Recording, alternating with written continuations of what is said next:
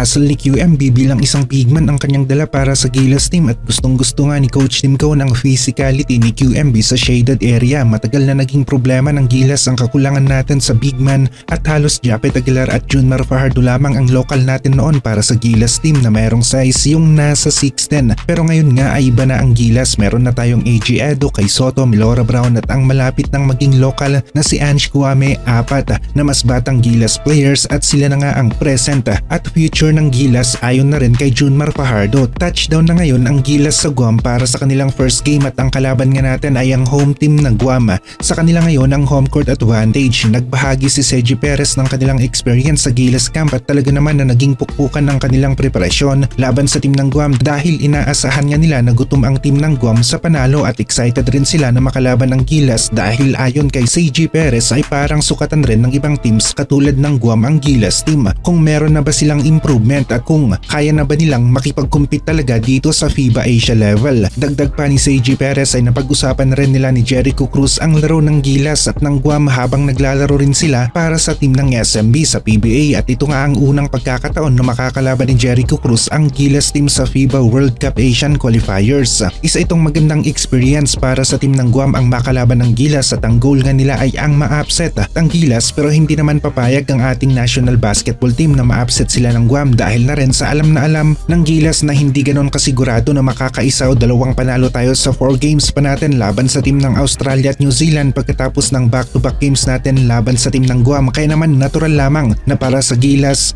na iisipin nila na kailangan nilang makuha ang dalawang panalo ngayong first window laban sa team ng Guam para masigurado natin na tayo ang nasa rank 3 o top 3 sa group stage. Ang Gilas team kahit na matalo pa tayo laban sa team ng New Zealand at Australia sa second at third window ng kompetisyon ay may assurance na sa top 3 tayo babagsak. Konting review na muna tayo sa laro ng Gilas kontra sa team ng Iraq at wala pa tayong QMB sa laro nilang ito at ngayon di hamak na mas malakas na ang Gilas na makakalaban ng Guam kumpara noong FIBA Asia Cup kaya naman talagang nadihado rin sina Jericho Cruz sa kanilang 2 games ngayon laban sa Gilas. Dito na muna tayo sa recap. Unang puntos ng Gilas mula dito kay AG Edo, bigman na may tira sa 3, nasundan pa kaagad ng isang alley-oop play. Scotty nakita si AG Edo, pasa ang bola para sa easy basket. Suwabe ang galawan ng isang Dwight Ramos, spin move tapos umangat lang para sa easy jumper. Hustle ng dalawang bigman, kitang-kita ang lakas ni na AG Edo at Junmar sa play na ito. Nadomina nila ang loob ng paint.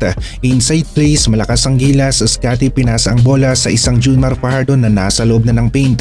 Opensa ng Gilas na mamayagpag sa shaded area. Scotty na naman para sa isang layup, may defender pa yan. Heto naman si Carl Tamayo, open sa 3-point area, swak ang tira at isa pang 3 malapit sa corner. Carl Tamayo back-to-back na 3 ang pinakawalan. Masasabi natin na kapag nag-init ang opensa ng Gilas talaga namang mapapa-timeout ang kanilang kalaban. Perez naman ang bumitaw ngayon, Gilas na ang lamang. Perez to KQ, meron palang ganito, alley-oop play. Basic lang ang galawan ni Kevin Kiambao, iniwan ang unang defender, may help defense pero binitawan lang niya ng floater. Pumapalag naman ang kalaban ng Gilas sa larong ito pero Gilas hindi rin ganon kasama ang kanilang opensa sa 3-point area. Ramos 4-3 pumasok. Inside plays ng Gilas ang isa sa kapansin-pansin na nangibabaw sa larong ito. Junmar nakuha ang rebound tapos bitaw ng pabord na tira. Dwight Ramos sa 3, libre, napatungangan na lamang ang 5 players ng kabilang team. Ramos na naman ang nasa corner 3 at nagiinit na nga rin ang kanyang laro. Take over na ang Gilas sa score. Sunod-sunod na 3 ang pinakaulan ng Gilas. JB naman ngayon 4-3, may sumabit pa kay Ramos sa play na ito kaya naman Gilas fans tuwang-tuwa sa kanilang napapanood. AG Edo nakauna, pinasa sa kanya ang bola, easy basket para sa Gilas. Hindi na ganon kaganda ang laro ng kanilang kalaban sa mga oras na ito. Hindi na nila alam ang kanilang gagawin. Gilas minintain na lamang nila ang kanilang lamang at nagtapos ang laro na ang Gilas ang lumabas na panalo. Nakita natin na kapag nag-init ang laro ng Gilas ay talagang iniiwan nila sa score ang kanilang kalaban at malaki ang chance na ganito rin ang mangyayari sa laro nila kontra sa team ng Guam. Idagdag pa natin na mabilis si QMB, ang bagong bigman ng Gilas tapos meron pa tayong RJ Abarientos ngayon.